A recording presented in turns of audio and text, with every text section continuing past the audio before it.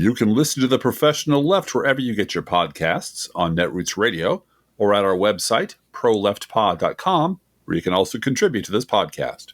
There's a PayPal button at our website, or you can mail us a letter and or contribution at P.O. Box 9133, Springfield, Illinois, 62791. This is the podcast for the week of June 27th, 2025. It's not safe for work. Recorded live from the Cornfield Resistance, where the corn sweat is back, baby. It's The Professional Left with Drift Glass and Bluegal.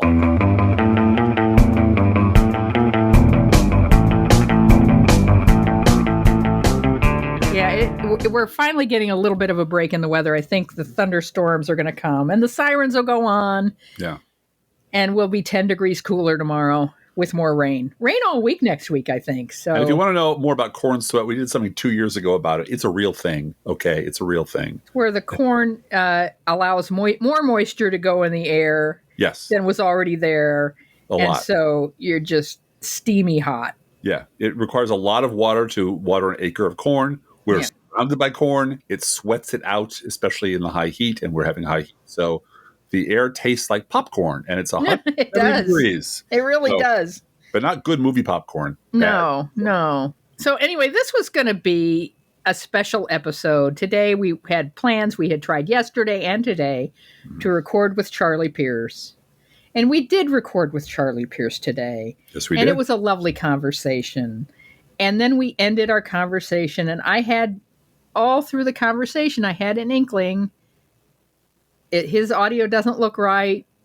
I'm going to go with it because we're really on a roll here, but something's not quite. I'm going to have to fix it in the mix. I can tell I'm going to have to fix this in the mix. There's a little like a cardio bar at the bottom of the page that shows that you are making noise and it's being recorded, and that was jumping up and down, so there was something going on for everybody. Yeah, Charlie's was going at a slightly different rate than ours, and I think it was because was on a phone. Yeah. Anyway, we're telling you all of this because we were not able to recover audio. No, it glitched, and it just failed. Yeah, it glitched hard from this. Failed hard, and we did a lot. We went back and had, recover from internet, going back to the source, ask them to recover it from their the platform to recover it from their files, etc. Because we pay for this platform, so right. They offer that as a service. They'll do internet quality backups for us, but they couldn't get Charlie's back. It just wasn't there. It's gone, and I immediately just let it roll off my back. Said, okay, what's next? Okay. Because this isn't the first time in the history of podcasting that somebody's lost an audio. And I'm already so mad about South Carolina and Planned Parenthood that I could stab somebody. Yeah. And I think that's what all of my rage is already in a much more deserving, cradle target than audio problems. So I was like, okay. Well, and as an old time tech guy, who used to get calls at 1 or 2 in the morning when the system crashed and the program crashed, one time out of 10, one time out of 5, there's nothing you can do. You try every trick you try to trace it. You look for the I worked for 45 minutes to try to recover it. Yeah, and you go through the whole thing, and once you realize, oh, I cannot fix this. This is unfixable.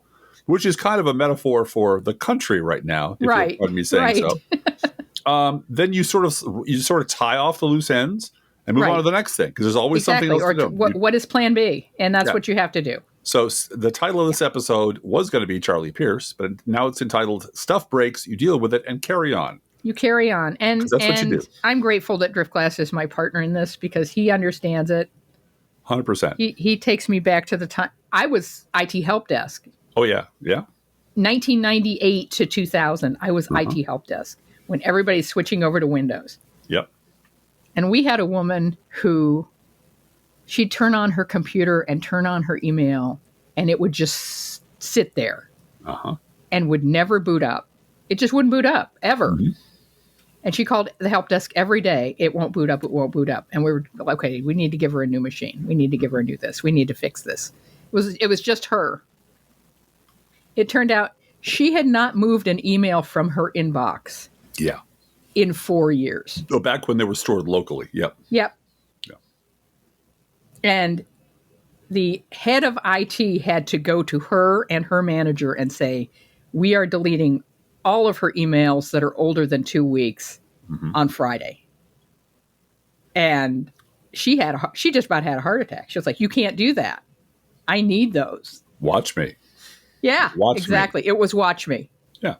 You are draining too many resources of my help desk staff for this to happen. And sometimes that really is the answer. It's like, nope, you're going to have to cut this off. We're going to have to break this. We're going to have to stop doing this thing. And I've got, I won't bore anybody, but I have dozens and dozens of stories from tech support and when I ran a computer department at a college to the time I was a programmer and support person. It's just part of the beast. It's just the nature of the thing. And the only thing first of all, I'm upset that we had this really, really wonderful conversation with one of my writing heroes that was just all over the map. It was all kinds of cool stuff and deep knowledge and memories of things. And you all won't get to hear that. And that makes me very upset. Yeah. But, we'll have him back on and we'll do it again. And we'll use a different platform. A different platform. For him, we'll find another way. We might do a little Husker Du during this. Do you remember what you were saying 3 hours ago? What he was saying. Yeah. As most listeners of this podcast know by now, I sort of do my own personal SETI project, the Search for Extraterrestrial Intelligence. It's a political SETI project. I sort of scan the skies, like listening to a police scanner, to other podcasts, especially political podcasts. Some conservative ones, but a lot of Never Trump ones. And the Never Trump ones are, I don't tend to listen terribly carefully, don't need to. They just sort of walk with me during the day. But I'm listening for keywords and things of interest. It's a little spike that'll cause me to turn the entire antenna array over to them and go, aha, I think I found something here. And I heard the most amazing thing the other day.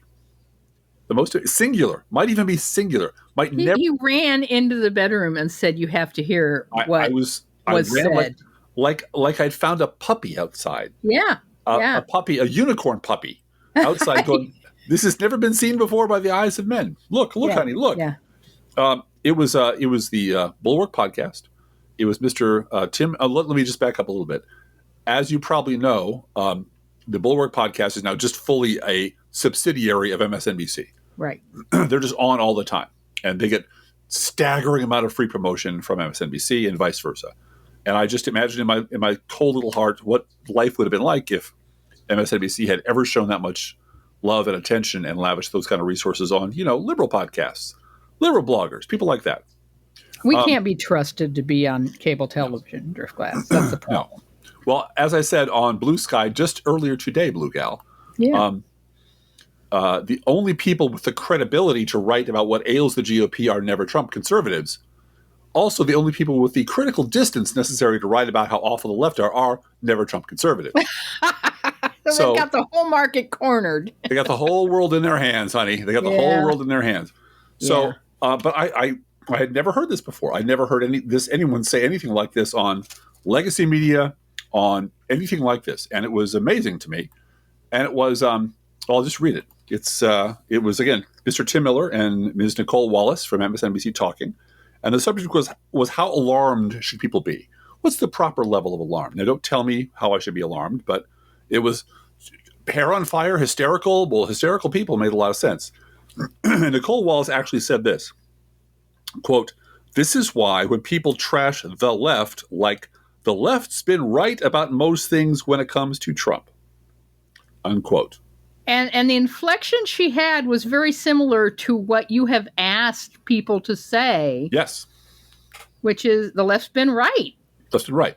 Now, the limiting factor on this was she wasn't about to say the left has been right about Republicans since I was a child, because you can't say that on that show, on any show, because it violates all the tenets of remembering stuff that we're not supposed to do. No, she stayed within the limit of history started in 2016. Right, because that's all we are allowed to talk about.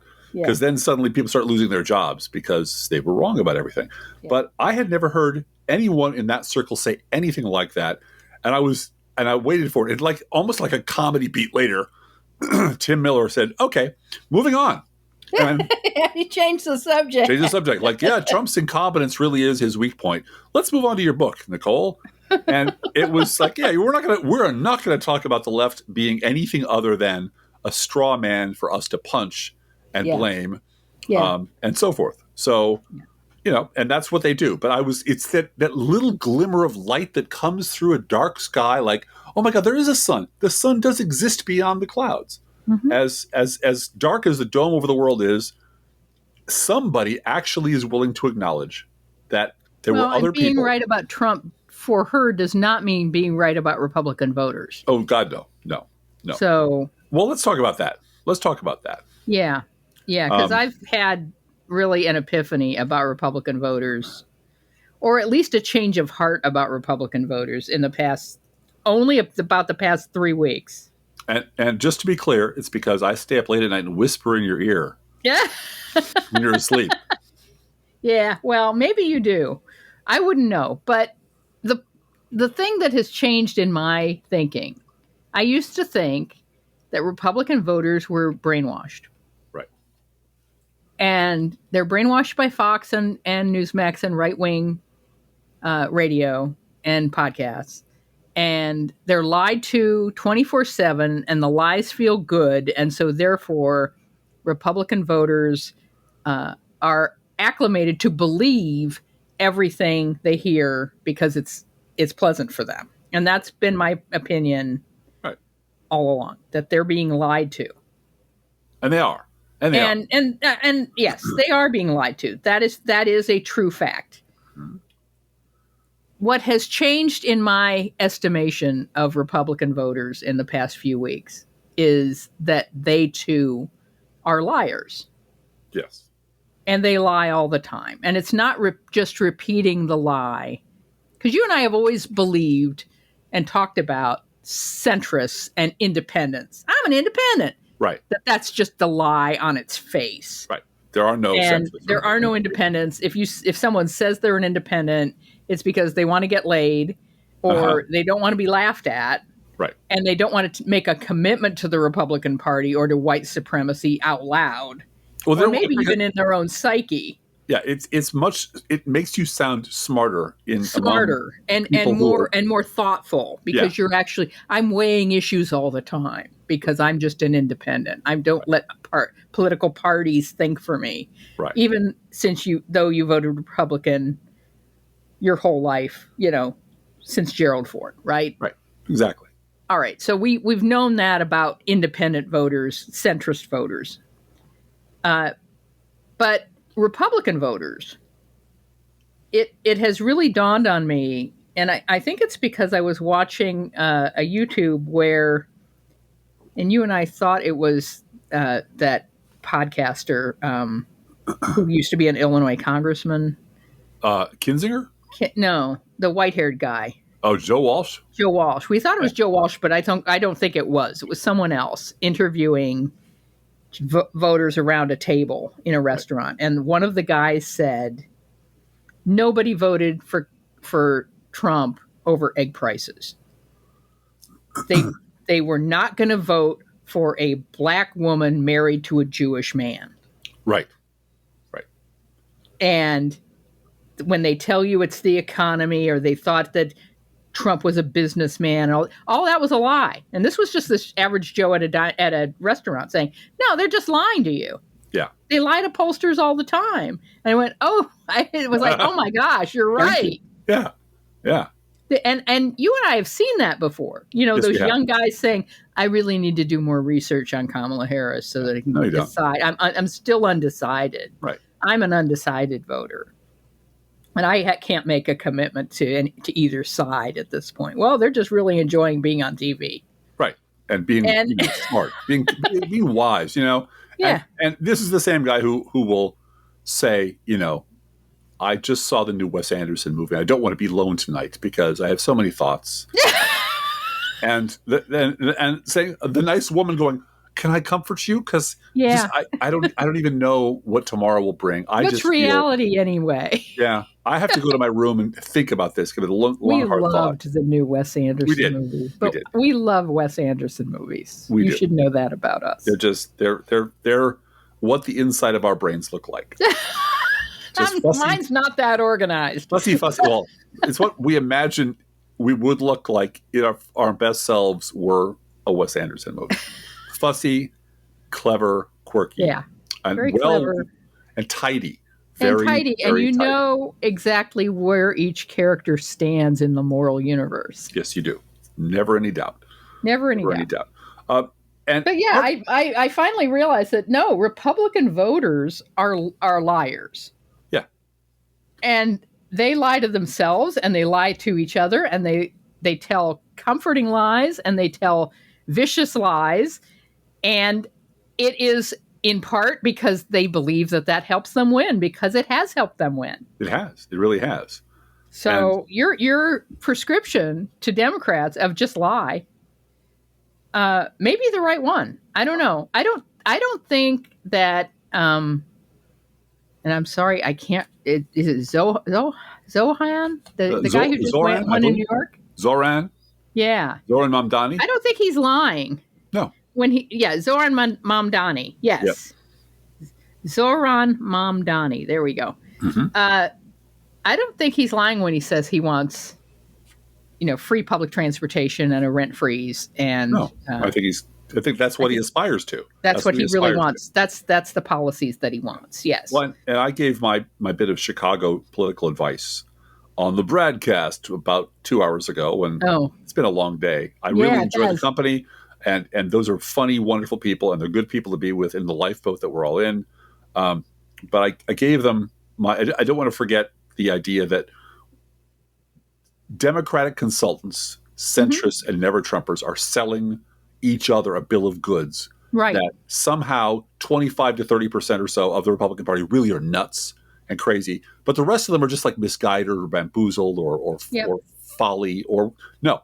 Because it's 65% of Republicans and 45% of Democrats really want lower marginal tax rates. And centrist. They're all centrist. Everybody's a centrist. Yes. And when you try to pin down what a centrist means, it all falls apart. But this is all their advice, all the terrible advice they gave about supporting Andrew Cuomo.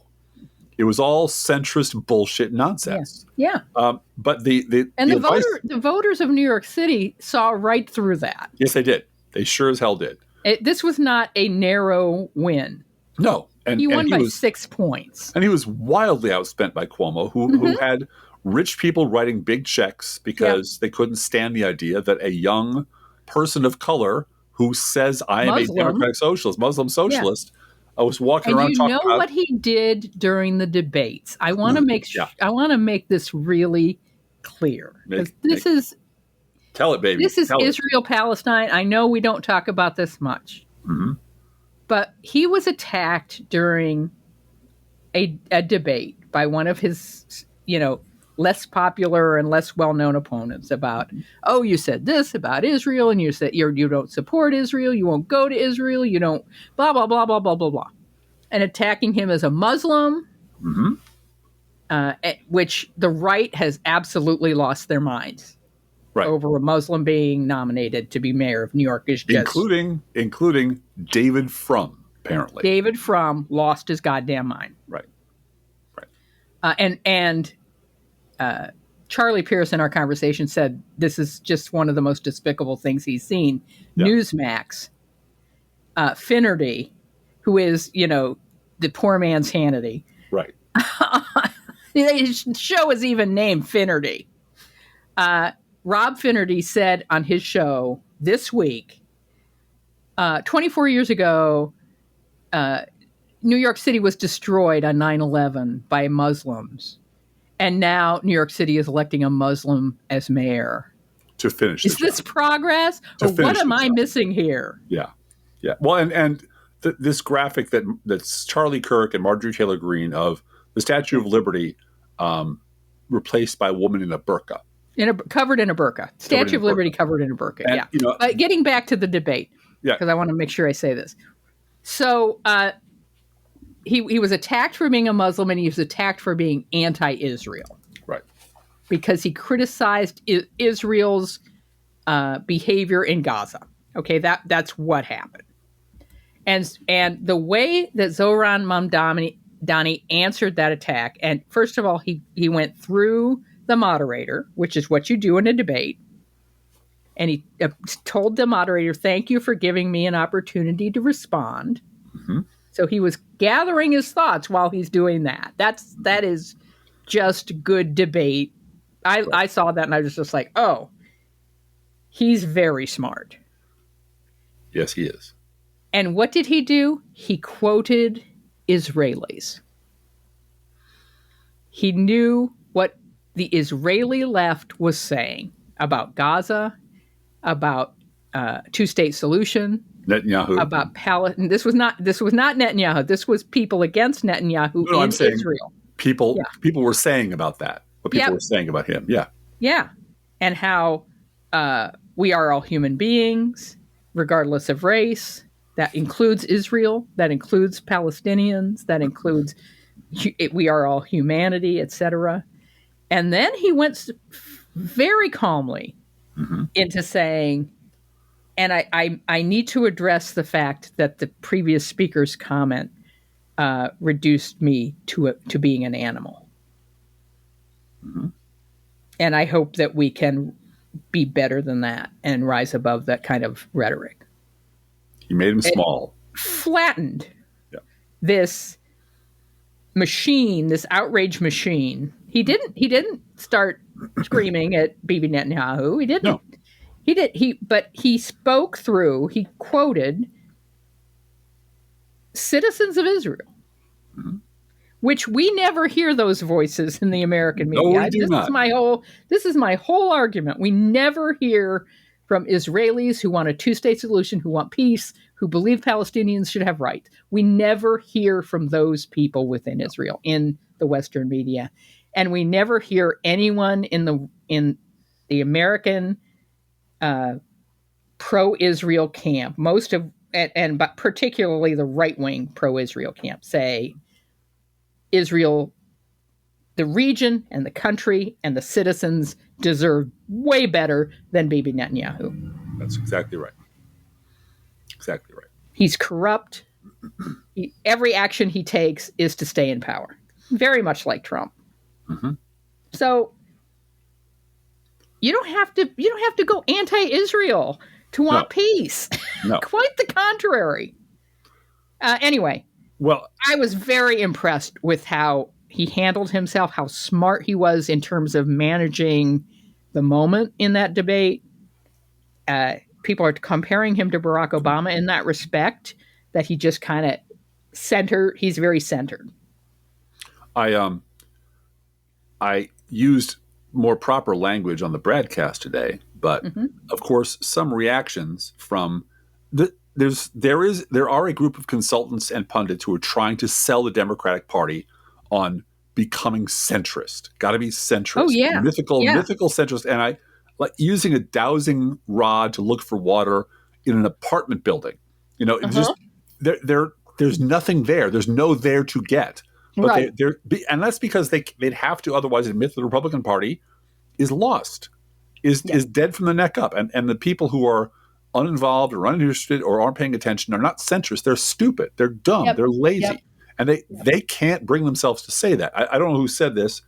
I would like to attribute it, but the new demographic is stupid. Mm-hmm. That the thing that Republican voters have in common is they're stupid. And they don't care where they come from. They're all stupid together. And they got the stupid guy to be their stupid president. And that makes them feel powerful. Yeah. And I tried to impart some of my hard-won Chicago political wisdom and on the broadcast saying, this reminds me of the Harold Washington campaign. Mm-hmm. An up-and-coming, he was a machine politician until he ran for mayor, but an up-and-coming man of color running for mayor of a big city and ran right up the middle between Jane Byrne, who was damaged goods, and Richie Daley, who couldn't speak a sentence clearly and sounded like a lunatic and was dragging around a whole lot of baggage from his previous job, where he was doing some dubious shit as the state's attorney or prosecutor. So, and he won. Harold Washington won. And when you win the Democratic primary, you win the mayor's race in Chicago. Right. And he came in with a lot of aspirations, and the aspirations basically came down to, I'm going to treat every ward fairly. Equally fair. Equally. Yeah. The white ethnic wards don't get everything anymore. Right. We're going to distribute the resources of our beautiful city a little more fairly now. roads, bridges, schools are all going to be equally treated. And the people and the entire city council, all 50 of them, were all Democrats. Yeah. And 29 of them immediately backed his opponent in the Republican race, a guy named Bernie Epton. They became Republicans, yes. Well, they stayed in the party because you have to. But they backed the Republican, and the slogan for Bernie Epton was, before it's too late, before it's too late. Before it's too late. And 29 of them, which is a majority plus several, it's a 25, 50-person body, they could block everything Harold Washington tried to do, and they did. They obstructed the fuck out of him. And what he did is what I think, I hope future Mayor Mamdani will do, which is Harold Washington was smart enough to make the people who obstructed him the face of the opposition. Right. It was not a bunch of people. It was Eddie Verdoliak and the Verdoliak 29. And Eddie Verdoliak was the guy who ran against him in the next election and lost. But he ran as he was a very well-spoken man and very smart, but it was the reason I can't deliver on the promises I made to you was that guy. Yep. That guy right there is the reason he's obstructed everything I've tried to do. And that's what Obama never had the balls to do, which is say, the reason I can't deliver on this is because Mitch fucking McConnell and the Republican Party and Joe fucking Lieberman are stabbing me in the back and breaking my legs. And maybe we need to be rid of those people to get the shit done I wanted to get done. Right. But he was busy reaching across the aisle and pretending Republicans are decent people, which they never fucking were. So the smart thing to do is when your opponents become obstructionist, make them the issue. And it's easier to do in a city. I realize that because the city media is the city media. But the minute they say you can't have free public transportation, you can't have grocery stores that reasonably price, we can't freeze the rent, say the name of the guy or the woman who said that becomes the poster child for why you are having trouble delivering on your promises. Yeah. I really want to do that. We already have a city councilwoman from Queens. Yeah. Who's a Republican and the words I want to use, I won't use because they're very anti-feminist. Yeah. It's not the C word, but she's a hag. I mean, she just is. It's that's an ugly word, and I'm sorry to do it. Let's go with Gorgon. Her last name is Palladino, and I had to look it up to make sure she wasn't related to Carl Palladino. Carl Palladino. She's not related to him. In fact, they've had feuds. Mm-hmm. But she's loud and talks about left-wing lunatics running the city council, and they're all anti-Israel, and they're all anti-Trump. And they're all this and they're all that. And of course, one of the big promises that this mayoral candidate made was, I'm going to Trump-proof New York City. Right. We are not going to cooperate with ICE, period. Mm-hmm. And, I'm sorry, but any other candidate, and there were other candidates in that race who were like, we have to cooperate with law enforcement. Right. Like that, you are not reading the room. No. You really aren't reading the room when ICE Barbie is law enforcement, and that's what you're talking about. Yeah. That's what Barack Obama, that's why he came out against the Iraq War. Everybody, when he was running, he was the guy. Yeah. I was the guy who told you this was a terrible idea. And that basically got him to the table and probably won him the election. Yeah, well, it may have won him in Iowa, and that was what it took to sort of for people to go, oh, he could actually do this. Well, here's the thing about, let's say, knock on wood, we won't say future Mayor Mamdani because that would be wrong. Yeah. But we'll just say the Democratic nominee, he did all the things that all the consultants say Democratic candidates should do. He was affable. He was smart. He talked to everybody. He walked all over the city. He walked all over the city like AOC did, too. Yes. Oliver Ward. Yeah. He had a great game. He had smart people doing his technology and his outreach. He went to non-traditional media. He was enthusiastic. He was joyful. He was happy. He smiled. He wanted everybody to join his thing because we can do great things. He wasn't angry. He checked every box that consultants want Democrats to do. Mm-hmm. And these are all self-contradictory boxes. I want a fighter, but not angry. I want someone who will stand up for that, but not be mean to the dum-dums. All right. He did all those things. And then he stood up for trans people. Yeah. Well, he did all those things, and they're still not happy. They're miserable because this might work in New York, but it ain't going to play in Sister Fuck Arkansas. Yeah, right. Well, of course it's not. But maybe the problem isn't him. Maybe the problem are the stupid denizens of Sisterfuck, Arkansas. Yeah. Yeah. And by the way, New York, Chicago, LA are just as normal Americans as anybody else. And what he promised was not crazy. He promised exactly what Trump promised and will never deliver. I will help you have a way to live in this city that doesn't bankrupt you and drive you away. I will help you. I will make your life better. The American dream needs to be affordable. The roof over your head needs to be affordable. Your groceries need to be affordable. And government has a role in making sure that you have an even playing field on which to earn your living. And that's, I hate to break it to you, that is right up to the line of socialism, Bluegal. Socialism. That is the Democratic Party and has always been the Democratic Party. And I don't know what these consultants, I don't know who they think they're working for. Well, they're terrified that someone on Fox News is going to call them socialists. Yeah. And that the right, but shit. You know what? Write those people off. Write the people who you can't keep going around begging for Republicans to like you. They don't. They don't. They're a member of a cult, and they're never going to be out of it. Yeah. So, now there's a whole bunch of news that happened in the last 12 minutes. So, should we skip right over to that, Driftglass? Yeah, it's not quite a news roundup because I know you have considered opinions about all this stuff. We did want to talk about, as long as we're talking about politics, in Illinois, politics is going to have a little bit of a domino effect. Yeah. There's people leaving office, people seeking higher office, and there's going to be a lot of shuffling, which I don't think will fundamentally change the dynamic of Democrats run the state in Illinois. Yeah. There was one person who had, one of my colleagues at Cricks and Liars, who at the very least thought it was very unfortunate that Pritzker has to run for re-election in 2026. Yeah. Why? And then catapult you run for one office and then you only hold that office for 2 years and you're running for president. Yeah. And I don't think anyone in Illinois has any illusions about that. No. No. Oh, no, he's not going to be governed for a full term. Shoot. Forever. Yeah. Yeah. No. Yeah. I think some of us are mad because we want to keep him here in Illinois forever because he's been such a good governor. But that's Charlie Pierce's same attitude towards Elizabeth Warren, which is, get your own. She's ours. Get your own goddamn Elizabeth Warren. And he had a lot to say about Massachusetts having 2 senators who were in their 80s. Yeah. Yeah. You know, that it is, we are just up against the gerontocracy at this point. And there was a lot of that in New York. Bill Clinton, who should shut up and sit down and take a knee, you know, and it reminded me of Ned Lamont. Yeah. When Ned Lamont ran an insurgent campaign, won the Democratic primary in Connecticut, and the establishment freaked out and backed Joe Lieberman because Joe Lieberman was their friend, and we knew him from the Senate and so on and so forth. We had drinks with Joe Lieberman all the time. Yeah. And they backed him, and he won, and he absolutely stabbed Obama in the back. Yep. Absolutely. And ran as vice president as a Republican. Yeah.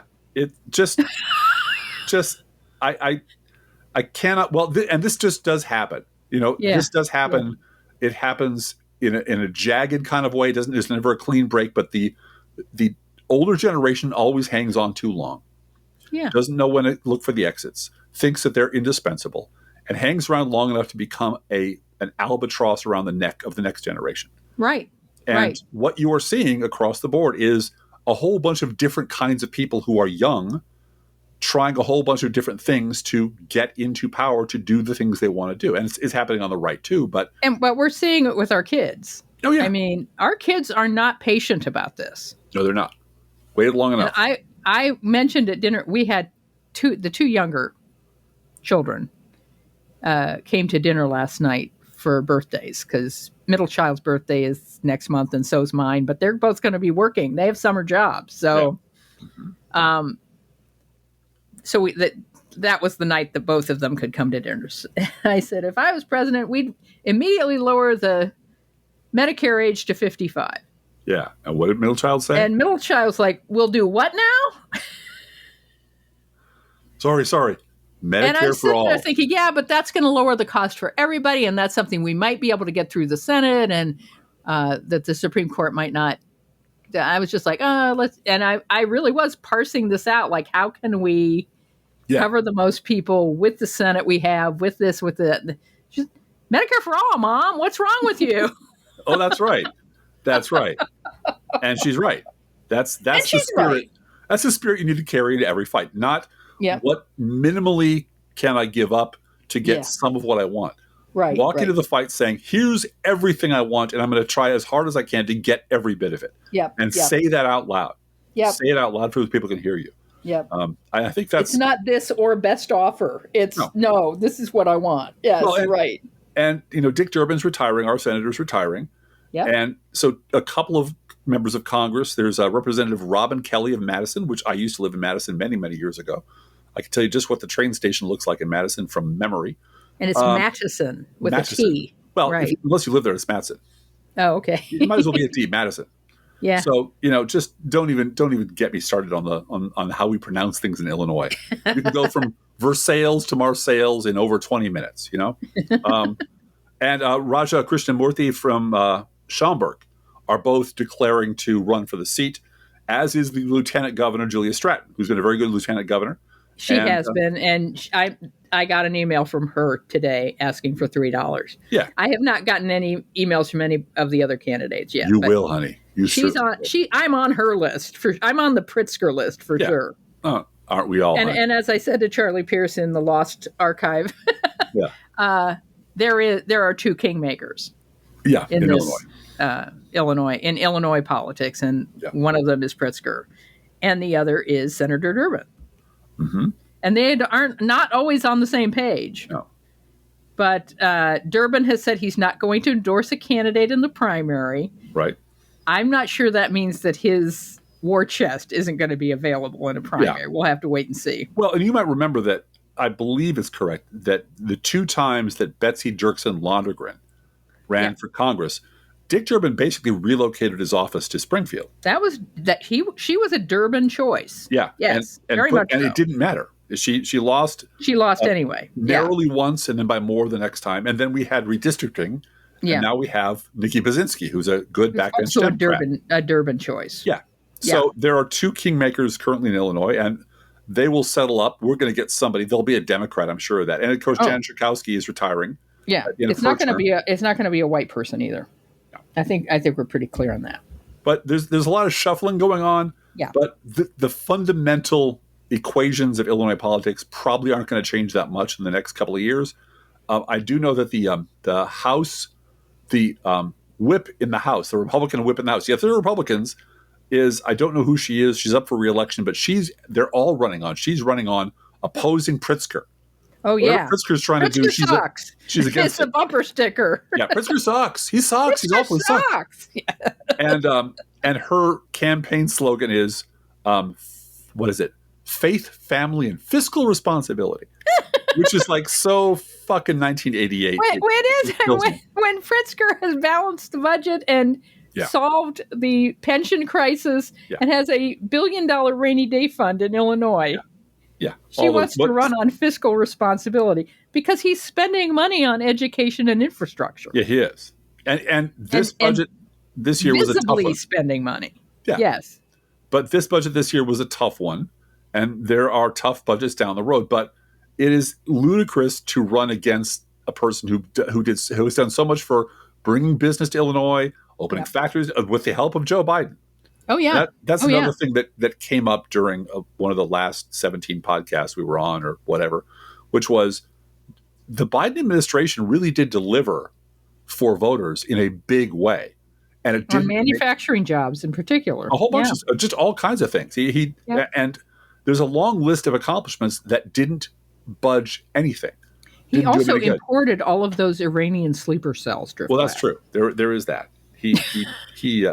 They fooled him because they said they were all ice cream salesmen. And he thought, I love ice cream. Well, those ice cream salesmen are getting arrested too. Did you hear about that? I did. But yeah, I want to know how long Donald Trump was planning to allow these Iranian, he doesn't call them sleeper cells, Strickland. He called them super cells. Super cells. Like a tornado or a thunderstorm. Well, that brings us to the subject of Peter Hegseth, doesn't it? Oh, it does. Yeah. It does. He put on quite a show this morning. He did. I believe the audience of one really appreciated it. He did. In fact, we have a quote from Donald. He threw a full-bore hissy fit. Against the media. and against Fox News. And against Fox News. For reporting on facts that made the dear leader unhappy. And Trump's response was, I'm quoting now, one of the greatest, most professional, most quote unquote confirming news conferences I have ever seen. The fake news should fire everyone involved in this witch hunt and apologize to our great warriors and everyone else, unquote. And that's, the David Frum came up in a previous conversation. Yeah. And telling people who think this was stupid and dangerous that you don't love the troops. Why are you insulting the pilots? That is straight. That is straight out of the Bush 2003 playbook. That is David Frum on steroids. That's what that is. That's the Bush. Why do you hate America? Why do you hate the troops? Why are you telling the bombers, the people who flew those planes over Iran, that they're failures? Why are you doing that? Why are you doing that? Why don't you understand how they defend America? And because as you know, bomber pilots are famously thin-skinned and can't take any criticism at all from anybody, and always want to see their names in the paper. But that's the thing. It's never Donald Trump. You cannot take any criticism. You cannot take any bad information. And so when it comes, and this is really bad because it's looking like the lie is falling apart in real time. Absolutely, and that Fox is. The one person they have at the Pentagon is genuinely noticing the bullshit and saying so. And it took Fox a good 25 minutes to put anyone on air to defend her after Pete Hegseth. Yeah. And finally Britt Hume comes out and says this is inappropriate. Well, this is unfair to her. This is stupid Iraq. It's stupid Iraq. Everything that happened in Iraq, somewhere Dick Cheney is kicking himself for devoting all that time and energy to making the excuses viable. Yeah. These complicated lies and writing a letter to the New York Times, then quoting himself and pretending it wasn't him. So much work. And getting Colin Powell to lie. Just so much work a giant web of lies to justify what they were going to do anyway. And Trump just said, well, my defense, my intelligence people say everything. They're wrong. My gut tells me that I'm right. No, what you want is a headline that will drown out the fact that MAGA is starting to hate your guts, that they're starting to lose faith in you because you're not doing mass deportations and you're not lowering prices. And this afternoon, Trump said that the Iranians called him to arrange a time for bombing a U.S. base in Qatar. Qatar. A trade deal. We call it a trade deal. They called him to do you can bomb us at 1:00. That'll be good. Yeah. I don't know what to make of that. I do know that that his people are desperately trying to find a way to distract from his many, many, many failures. And so much of what is going on in the past 7 days is it's been too hot to golf. Right. And therefore he's had his hands all over the ornaments of power. Well, and he saw, according to the filter he listens to, Netanyahu's very popular, and their stuff is great, so good. It's so made for TV. Their intel was great. They got in quick. And he wanted to get in front of that parade and lead it. Absolutely. And at the same time, distracting people from his stupid little birthday boy parade where he looked weak and dumb. So what can I do that punishes foreigners and makes me look strong militarily? Well, and it was also real clear that he was not going to win in California. He was not going to get good headlines out of California. Well, again, he needs distractions. He needs distractions from failing with deportation to his people, his failed parade, his failed LA invasion.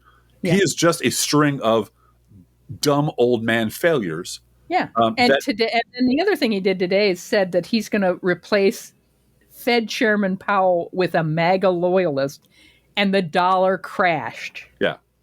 Yep.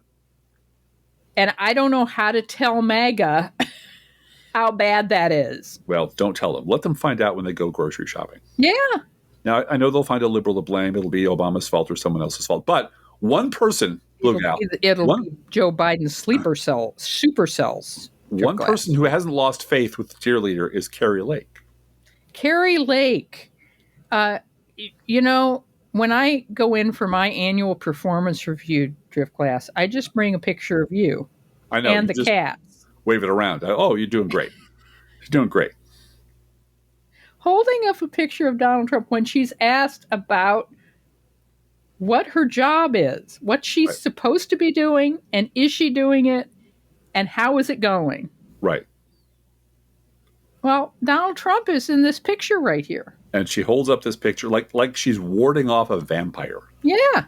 With a cross. It's like, no, The power of Trump compels you. The power of Trump compels you. Yeah. And they're all this way. They're all this way. Yeah. And it's just that no further explanation needed. No. Well, and because things are very, very bad, apparently they are limiting classified intelligence briefings because, it was leaked. Yeah. So now they're just not going to tell Congress anything. That's right. We're going to do very limited, invitation only, high security briefings about our super secret plans. We're going to make the invitations over Signal, of course, because that's how we roll. That's how we roll. But yeah, and the degree to which Pete Hegseth is out to save his own job because everyone knows which he did today by screaming at the that. media. Yeah, and they should all be arrested. Everyone should be arrested. And Donald Trump, as we said before, just stood up and get nicely done. And thank you, Mr. President. Yeah, that was retweeted by Pete Hegseth. Now, thank you, Mr. President. Do you have in front of you the thing from Dublin Live? Dublin Live? Yeah. Yes, I do. Yeah, you want to read that? I thought Labor leader Ivana Bacik held up a copy of the J.D. Vance baby meme in the their congressional chamber, right? To raise concerns about new U.S. visa social media checks for students. Yeah. And so she held up the meme, which I thought was genius. Her holding it up went around the world. It did. And, you can't have a funny meme about the vice president on your phone or you will be told you can't enter the U.S. Get out of the country right now. Yeah. And holding up a picture of the meme in the chamber, Ms. Bacik raised concerns about the new U.S. immigration policies with Justice Minister Jim O'Callaghan. She said that thousands of Irish people work in the U.S. on J-1 visas, and it's generally a very positive experience. She said, but things have changed drastically under U.S. President Trump with the recent authoritarian announcements that students will have to hand over social media accounts. We're watching a major incursion on freedom of expression, unthinkable in a Western democracy. This week, a young Norwegian tourist detained by ICE at New York airport and sent back to Oslo. Why? He had this meme on his phone, Minister, and she holds it up. A meme depicting Vice President J.D. Vance as a baby. I mean, extraordinary that a young person with this amusing meme on their phone depicting a public person, that this would be used as an excuse to detain him for 5 hours and then deport him back to Oslo, unquote. Yep. And this is not an accident. Nope. We could do just 3 hours of all the people who have been chased down on the streets, who had the landscaper who was out there trimming the hedges, doing his job. I believe he had 3 sons who were all Marines. They chased him down, locked him up, deported him. The gentleman who was born on a U.S. military base, who has been... You mean like John McCain? Yeah. Who's been an exemplary citizen, who doesn't technically have a home because he doesn't have a German citizenship and doesn't have a Jamaican citizenship, which I believe is his mother. And they're just kicked him out of the country. They just snatched him up and kicked him out. Snatching the ice cream man. Because they have to have a certain number every day to make Stephen Miller happy. And that's a question that sort of crosses over 2 different subjects, which I'd like to talk about, which is the Medicaid cuts that are proposed that have been stopped by Charlie Pierce, referred to her as a good Irish lass named Elizabeth McDonough. So good job, the Senate parliamentarian. Yeah. But why and if this is something that we do have to wrap our heads around, why do they get off on all the cruelty? Why do they care so much? Why are they so bent on? Because the cuts to Medicare or Medicaid, no matter what they are, will never make up for the giant tax cuts. No, they won't. But and there's really no point. No, it is the cruelty is the point. Yes, they have to virtue signal that they're still badass Republicans, right? By beating up on poor people, by making life miserable for the people who are already immiserated, right? And they have to go after mothers with children and hardworking people who are just here trying to do a job. They have to have a fantasy that there is an evil person stealing from them. Right. And that's why they can take that away, because these people stole that from you. Right. And we're going to give it back to the people who are earners. And it really is a question of people that, what was it? Worthless eaters? Isn't that the Kissinger thing? Mm-hmm. They're just people who play video games all day.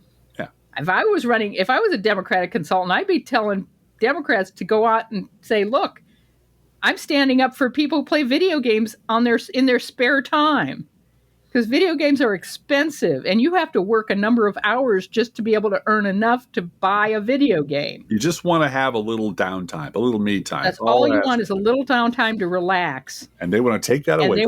They think that's an excuse to take away your health insurance. Mm-hmm. These fuckers. Yeah. Well, now that the door is open for swearing in public, I think that all bets are off. Yeah, now that Trump has dumped an F-bomb, right.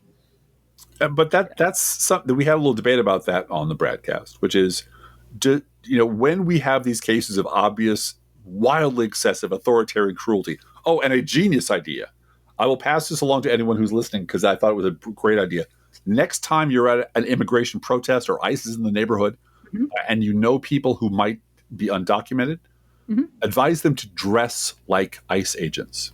Oh, yeah. Wear a mask, wear camo gear, wear some wraparound an ice jacket from Halloween, right? Yeah, or Salvation Army, because it doesn't even have a uniform, because they don't have uniforms. They don't have uniforms, yeah. And you don't have to put your name tag on it, because they don't do that.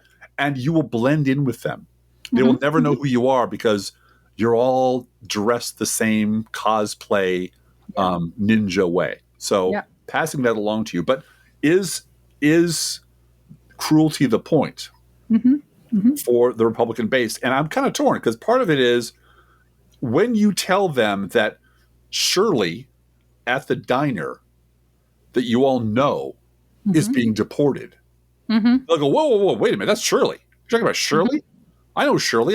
She takes care of my kids. Right. She babysat for me. She sat with me. No, she visited my husband 3 times while he was in the hospital. Yeah. And then they back off when it's got a human face on it. When a person suffering has a human face that is in their community. Yep. But on the other hand, you have people like Dr. What's his name from Texas, who was an anti-vaxxer. Yep. And got the measles. Yeah. And passed the measles along to his kids. Yep. And his whole family nearly died. Did it change his mind about vaccines? No, it did not. No. So, well, it's the same way with,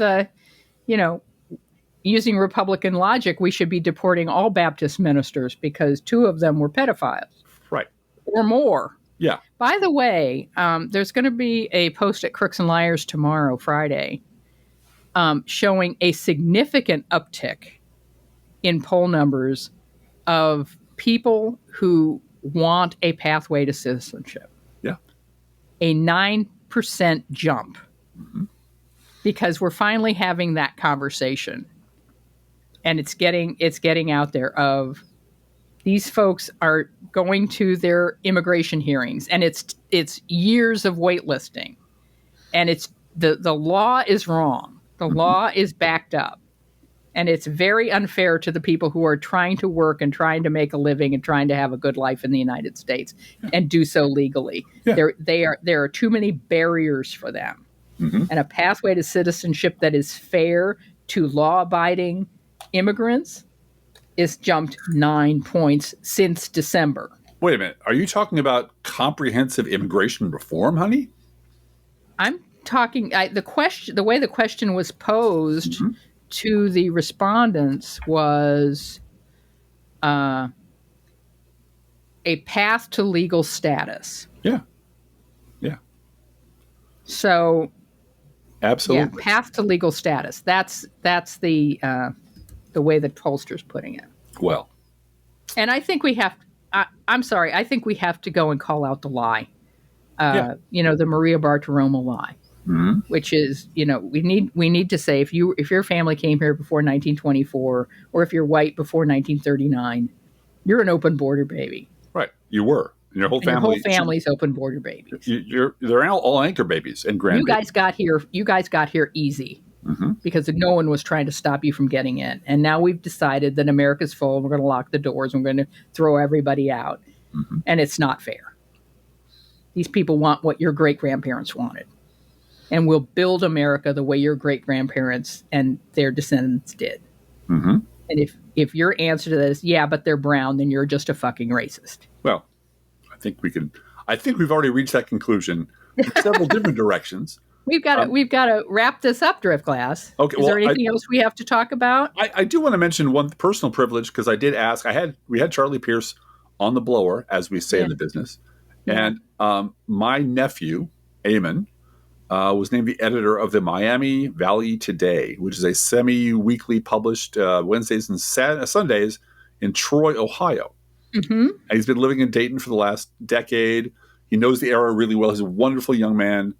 He's been a reporter there for since 2023. And I asked this wise older man, Charlie Pierce, who's knew a million editors and worked with them well, what advice he would have for my nephew. It was really good advice. Really good advice. He said, get in good with Republicans. Stick to the center.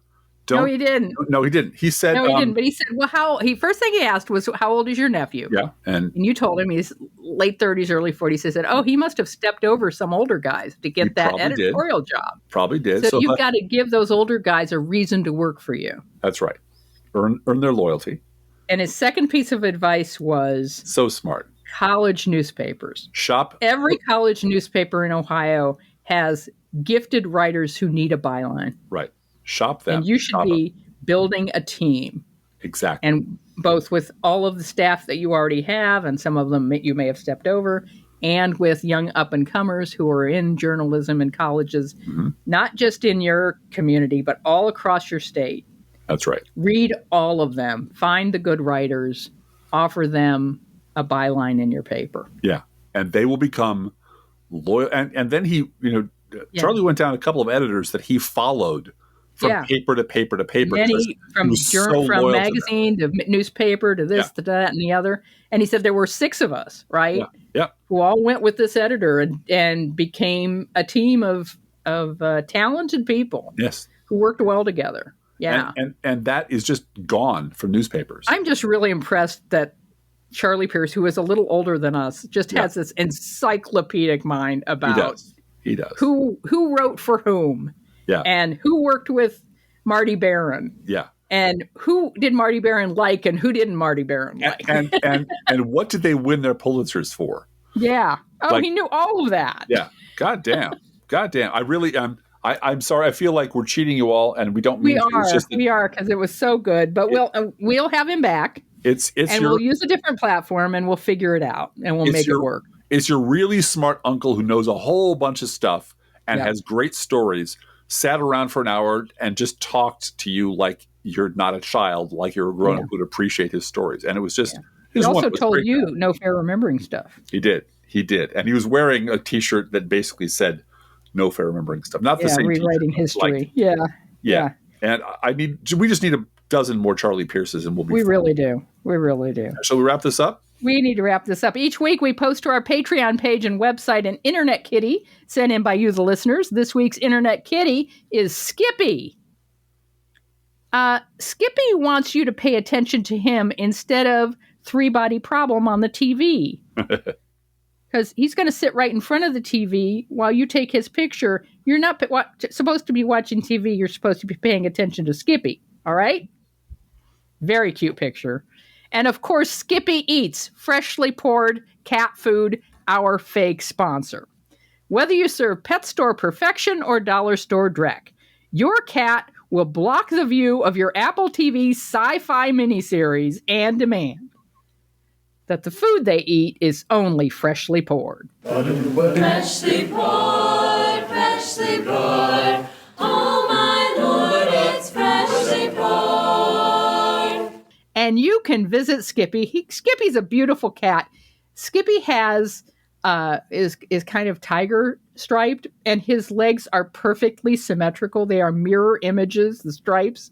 So you got to see that. It's amazing. You can visit him at our Patreon page, patreon.com/proleftpod, or our website, proleftpod.com. And you can send your internet kitty, dog, or any other pet to us at our email address, proleftpodcast@gmail.com. I insist that you put for the subject line, Internet Kitty. Thank you. And you can also write to both of us at that address, proleftpodcast@gmail.com. Feel free to write us. We do love hearing from you. Be aware that if you write to us at any of our addresses, we reserve the right to read your email or U.S. Postal Service, go Postal Unions, letter on the air unless you say otherwise. And just a heads up, everybody's going on a vacation next week, but we're not. So no, we're not. We're going to be stealing everybody else's listeners. So don't forget our gourmet coffee guidelines. It's really hot here. It's like 180 degrees outside. And as we said at the top of the show, the corn sweat is back. Yeah, it is back. So if you can afford to buy an ice cold, chilled, wonderful espresso-based beverage for yourself. With cold foam on top. With cold foam on top and a cold glass with a cold stare and a cold heart. Buy one for us. It's not charity. This is our job, even though we screw up every now and then and have Charlie Pierce on. And have a bad day at work is what it was. Bad day at work. And it's been I am, believe me, if I did not have this woman to share my life with and work with, this podcast would not be up today because I have a wonderful partner who's like, nope, we busted something, we're fixing it, and we're just going to move on. And got to just let this roll off our shoulders and move on and get a show out. That's all. The show must go on. The people listen to this, and we owe it to you. And so our job is to be there for you when you need us.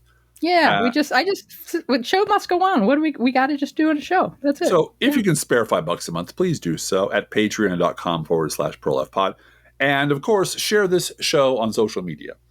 And if you love this podcast, or if you're in touch with Nicole Wallace and she'd like to come on and tell us a lot more about how right we were. Tell us more about how right we were. My former boss, whatever you think of him. No. Let's leave your boss out of this. I want to hear more about how right we are. And specifically, in great detail, how right we were early. I'd love to hear more. I'd like to hear an hour of that. In fact, if you could squeeze us in on MSNBC, bump one of your many, many, many, many, many Never Trump guests and put a liberal on, that would be terrific. All the people, just for a day, give them the vacation. We'll come on. Yep. And then the end of that sentence is, please get someone else to listen to. So whatever that means, it means. And thank you for doing that. I think Driftglass getting a little punchy. It has been an incredibly long day. It has.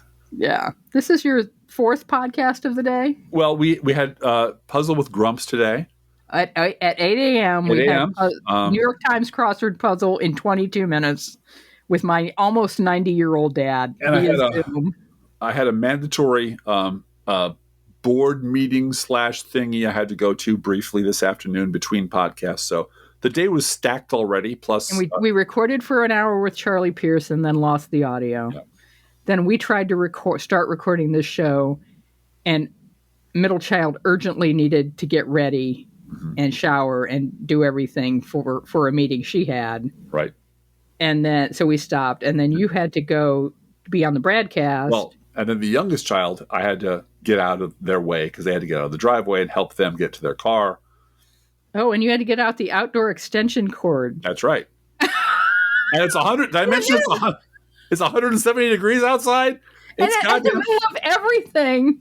Youngest child says, yeah, but I want to use your steam cleaner to steam clean the inside of my car. And I want you to know, we have one of these little pet, of course we do, little pet carpet cleaner machines. The tanks on those are still condensing from being outside. Yeah. 5 hours ago. They still have like that steamed look to them.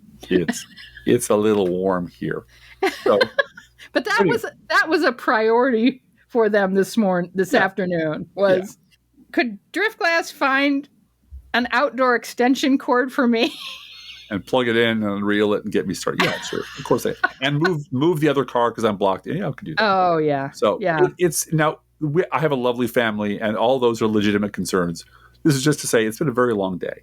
Yeah. And so you're going to ask me about some internet. I'm going to ask you how the internet kitties are this week. And I'm going to tell you those internet kitties are taking bets on how fast Trump's Iran lie will fall apart and what lie will take its place.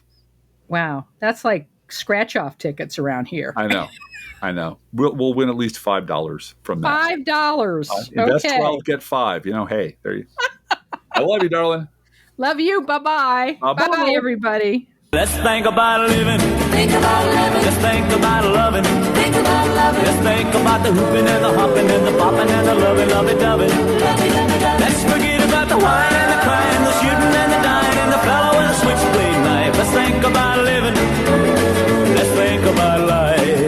The Professional Left podcast is recorded under a Creative Commons license. Copyright 2024-25, GGBG Productions.